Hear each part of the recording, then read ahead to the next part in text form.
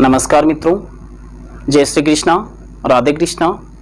आज हम बात करने वाले हैं धनतेरस पर दीपक की महिमा अर्थात धनतेरस की कथा क्या कहती है। धनतेरस की कथा के अनुसार एक बार माता संतोषी गौ माता सुशीला जिसका नाम था, जो कि संतोषी माता के सानिध्य में विराजमान है, उसकी पूंछ के बालों को माता अपने हाथों से संवार रही है, साफ कर रही है। और देखते सुशीला की तरफ देखते हुए माता ये विचार करती है और कहती है कि सुशीला, तुम्हारे में मेरी इच्छा है कि तुम्हारे भी बहुला के पुत्र मनोरथ, बहुला जो गौ माता थी, आपने शिवपुराण में सुना भी होगा या पढ़ा भी होगा या जाना भी होगा कि शिवपुराण में बहुला के पुत्र मनोरथ, जो गौ माता का पुत्र मनोरथ था, उसका वर्णन आता है। तो मनोरथ के समान तुम्हारा भी एक पुत्र हो, जिसमें ये सामर्थ्य हो कि इस संसार में पूजनीय हो, प्रत्येक व्यक्ति के द्वारा या प्रत्येक समुदाय के द्वारा उसे पूजनीय माना जाए। तो माता ये बात कहती हुई और गौ माता के पूंछ के बालों को, आगे के पूंछ के बालों को संवार रही है, साफ कर रही है। करते करते आत्मचित्त होते हुए एक दीप जैसी ज्योति तिलोचित होती है। उस ज्योति में दीप जैसा आभास होता है और उन हाथ को जैसे ही सामने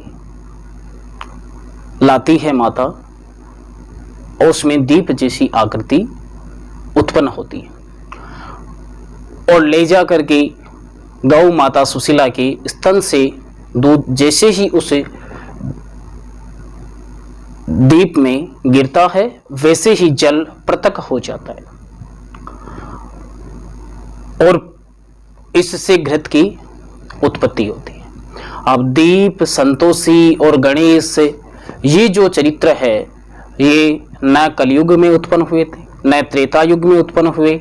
ये बहुत पहले, जब प्रबल सतयुग था, उस समय उत्पन्न हुए, जब गणेश जी महाराज को पद मिला और उस समय से ये चरित्र चल रहे।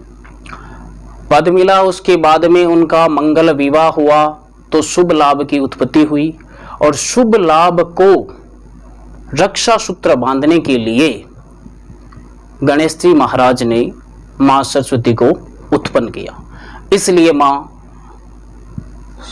मां संतोषी को उत्पन्न किया और इसलिए मां संतोषी को गणेश जी की पुत्री कहा जाता है।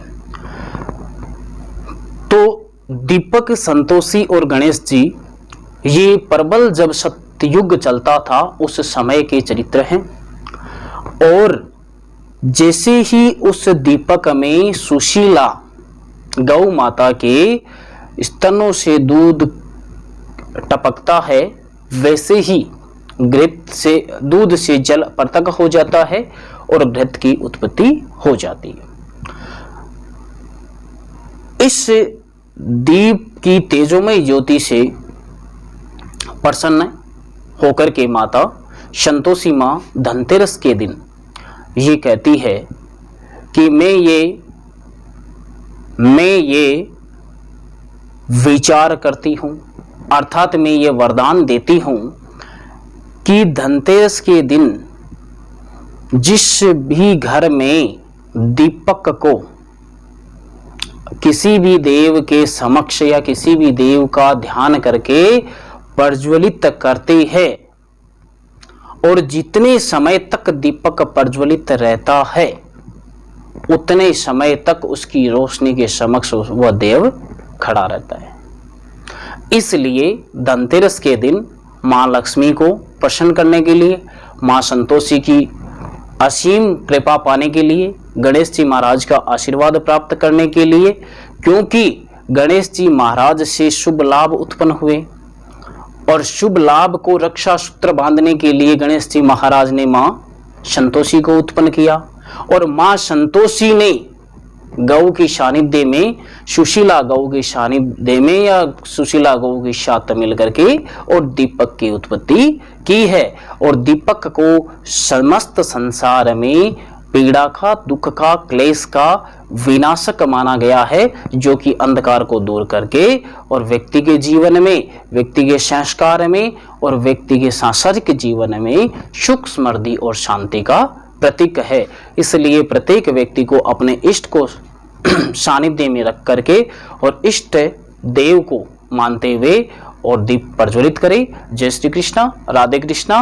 यूं ही हम दीपावली के शुभ अवसर पर आपको नई नई जानकारियां देते रहेंगे और समस्त व्यक्तियों को दीपावली की शुभकामनाएं, धनतेरस की शुभकामनाएं। आने वाली दीपावली है वो आपके लिए खुशियों का भंडार भर करके लाए।